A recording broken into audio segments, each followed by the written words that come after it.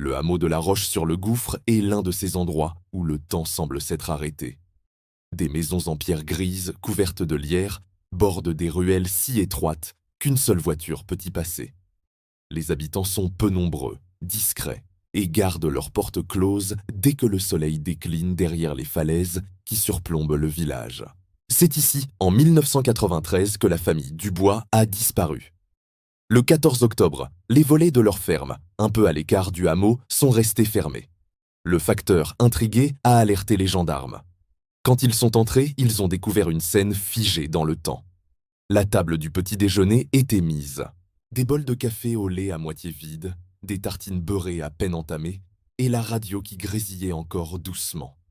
Tout était là, sauf eux, Jean, Marie et leurs 2 enfants, Léo et Clara.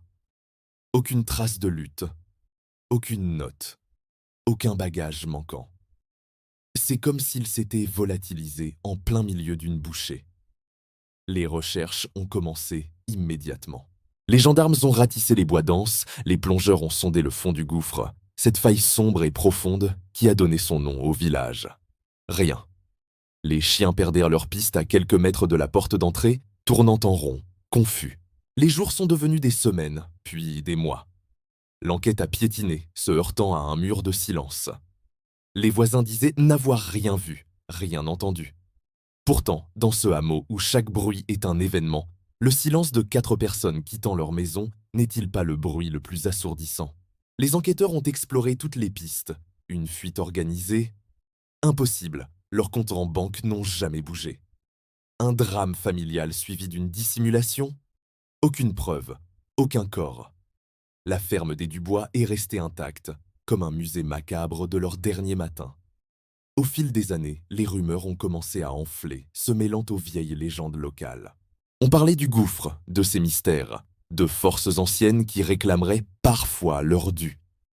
Des histoires que les anciens chuchotaient au coin du feu, mais que personne n'osait répéter trop fort. 30 ans plus tard, le mystère reste entier. La maison est toujours là, abandonnée, propriété de l'État. La poussière recouvre maintenant la table du petit déjeuner, mais les bols et les tartines sont toujours là, témoins silencieux d'une absence inexpliquée. Qu'est-il arrivé à la famille Dubois? Se sont-ils simplement évaporés?